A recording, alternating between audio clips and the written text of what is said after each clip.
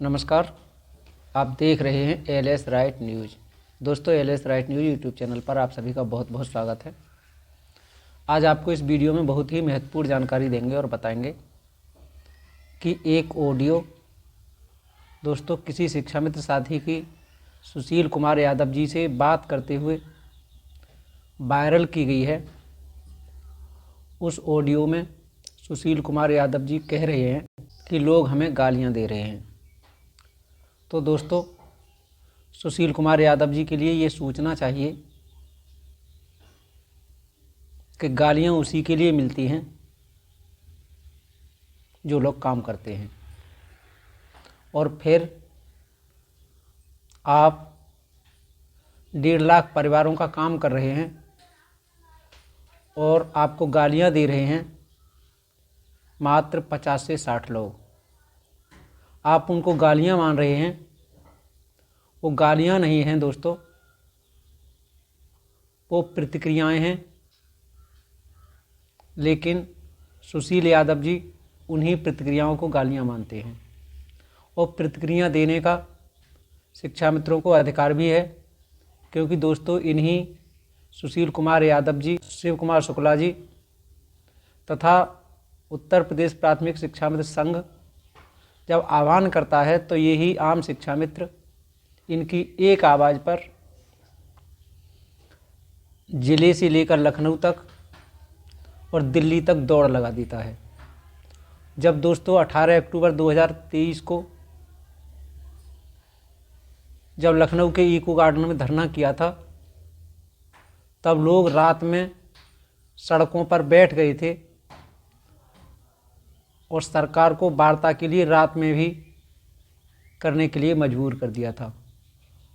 वह इन्हीं शिक्षा मित्रों की ताकत थी कि रात में बात करने के लिए सरकार मजबूर हुई। लेकिन सुशील कुमार यादव जी कह रहे हैं कि लोग हमें गालियां देते हैं। सुशील कुमार यादव जी को इनकी तरफ बिल्कुल ध्यान नहीं देना चाहिए, और मोदी जी से भी सीख लेनी चाहिए कि मोदी जी ने अपने भाषण में कहा है कि कांग्रेस मुझे गालियां देती है।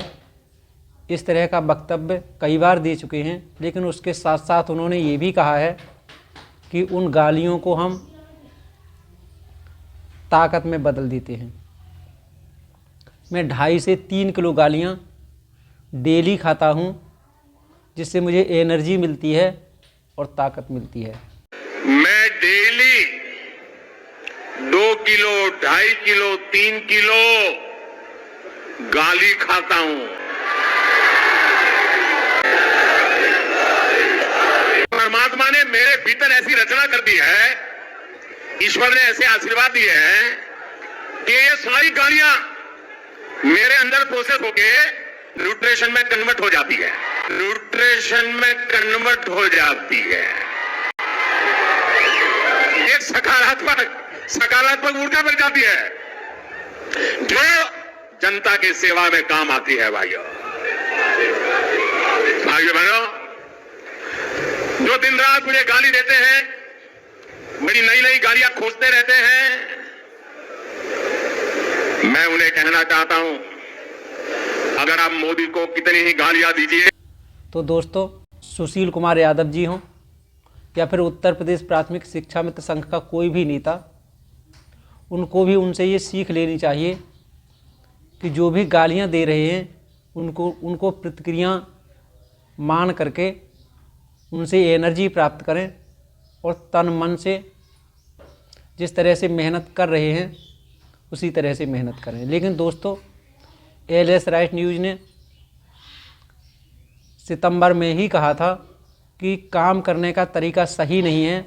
अगर इसी तरह से काम करने का तरीका बदला नहीं गया और इसी तरह से काम किया गया तो शिक्षा मित्रों को कामयाबी मिलने के चांसेस 99% नहीं है। और दोस्तों, ऐसा होता भी दिख रहा है। आज वीडियो शूट करने तक दोस्तों 15 मार्च 2023 हो गया है, और 1-2 दिन में चुनाव आचार संहिता लगने वाली है। अगर चुनाव आयुक्त इस्तीफ़ा नहीं देते तो हो सकता है 1-2 दिन पहले और लग जाती। लेकिन दोस्तों, जब सितंबर में शुक्ला जी को कहा गया था सुशील कुमार यादव जी को भी ये स्पष्ट बताया गया था कि ज्ञापन, धरना और पता नहीं जो जो शिक्षा मित्र कर सकते थे उन्होंने किया या संगठनों ने किया। सरकार पर इसका कोई असर नहीं हुआ, तो काम करने के तरीके बदल देने चाहिए। जब एक तरीके से काम नहीं हो रहा है तो क्या ज़रूरत है उसी तरीके से बार बार करने की। लेकिन संगठन के कान पर जू नहीं रहेंगी। और दोस्तों, वही हुआ जो LS राइट न्यूज़ ने सितंबर में ही कहा था।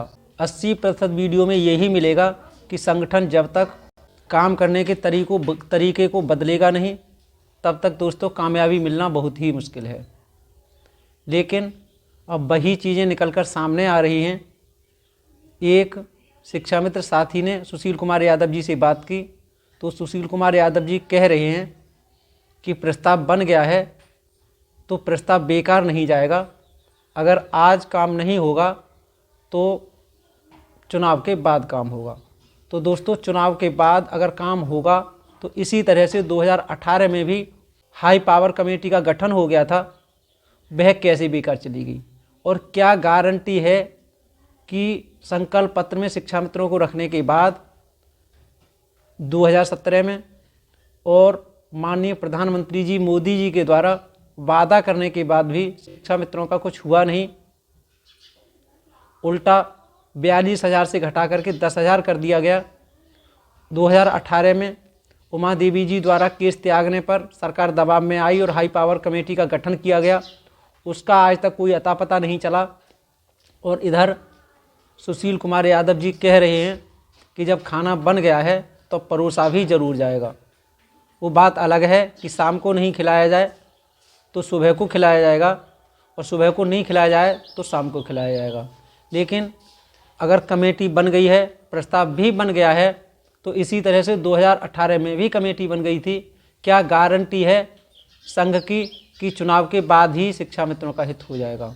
खैर दोस्तों, जो भी है, सुशील कुमार यादव जी से या उत्तर प्रदेश प्राथमिक शिक्षा मित्र संघ से LS right news YouTube channel की तरफ से आग्रह है कि आप लोगों की प्रतिक्रियाओं पर ध्यान न दें। जिस तरह से काम कर रहे हैं, अब तो खैर समय बचा ही नहीं है, क्योंकि अब चुनाव आ गया है। अगर तरीके को बदल दिया जाता तो हो सकता है कि काम हो जाता। लेकिन हम सितंबर से ही इसी बात को बार बार कह रहे हैं कि इस तरीके से काम 99% ना होने की उम्मीद है। और दोस्तों, वही हुआ भी।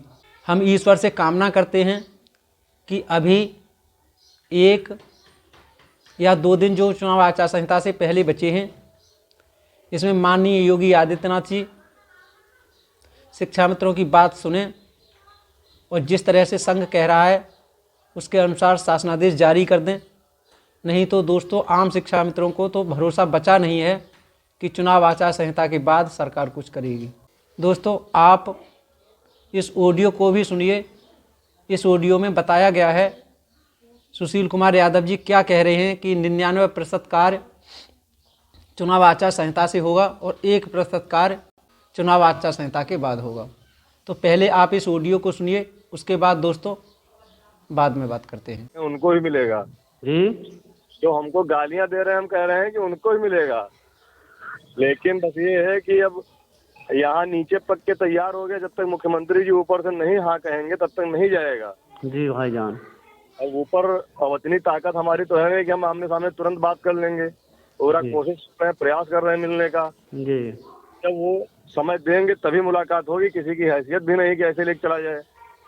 जी, किसी भी मंत्री विधायक की इतनी हिम्मत नहीं है बिना मुख्यमंत्री जी को बता करके और बिना उनकी परमिशन के किसी को लेके चले जाए। जी। हमसे तो वही है भाई मुख्यमंत्री जी का स्वभाव। अरे हम तो 18 अक्टूबर से जब से वहाँ धरने पर गए हैं, कम से कम एक दिन 4 घंटे दुआ में रहते हैं। 4 घंटे 24 घंटे में 4 घंटे अपने भाइयों की दुआ ही मांगते रहते हैं। कल मुख्यमंत्री जी से बात किया है मंत्री जी ने जी। आज उन्होंने कहा भी है कि चुनाव से पहले कराने का पूरा प्रयास है हमारा। जी। अब जब आदमी ये कह रहा है, इस तरह से कह रहा, तो उसमें हम क्या कह दें कि नहीं होगा। हाँ हाँ, हम तो बहुत दबे हुए हैं, हो गए ना, दब गए हम तो इस समय तो भाई सरकार के लोग जो कहेंगे वही तो सुना जाएगा। जी। तो ठीक जाहिद भाई। ठीक है भाईजान, थोड़ा तसल्ली हो गई। फोन उठा ले करो भाईजान। भाई जब बिजी रहते हैं क्या करें, नहीं हाँ हाँ बहुत है, आपके पास तो ये 1.5 लाख आदमियों का है, हम तो अकेले ही सोच रहे हैं। लेकिन आपके लिए, इसके लिए मैं धन्यवाद। और रमजान के महीने में रोज दुआ मांग रहे हैं। अब तो हम सुबह शाम 5 वक्त के ऊपर दुआ करिए, दुआ की कबूल हो। हाँ ठीक है, ठीक है भाईजान, बहुत ही दुआ मांग रहे हैं। जी जी बिल्कुल। बहुत ही परेशान हो गए सब लोग। हाँ मतलब देखिए, एक चीज आप समझिए, जी मान लेते हैं अगर 1% मान लेते चुनाव के पहले नहीं करेंगे, हाँ चुनाव के बाद करेंगे, जी करेंगे जरूर। जो बन के तैयार हुआ है वो खराब थोड़ी करेंगे ना, खराब तो नहीं करेंगे हम। अगर बन गया है हाँ तो परसेंगे तो वही है, अभी नहीं परसेंगे सुबह देंगे, जी उसको बर्बाद तो करेंगे नहीं। जी तो ये है, लेकिन पूरा 99% कोशिश यही है। जी भाईजान, जी भाईजान, जी भाईजान, बहुत बढ़िया। ठीक है। आपने इस वीडियो को सुना और हमारे इस वीडियो के बारे में और सुशील कुमार यादव जी के बारे में क्या राय है, कमेंट बॉक्स के माध्यम से अपनी राय हम तक अवश्य पहुंचाएं। अगर आपने हमारा ALS right news YouTube channel subscribe नहीं किया है तो दोस्तों अवश्य सब्सक्राइब करें, घंटी वाले बटन को दबाकर आल वाला बटन भी ज़रूर दबाएं। वीडियो को ज़्यादा से ज़्यादा शेयर करें ताकि सभी आम शिक्षा मित्रों को सही जानकारी मिले। मिलेंगे नई वीडियो में नई जानकारी के साथ, तब तक दीजिए इजाज़त। नमस्कार, जय हिंद, जय भारत, जय संविधान।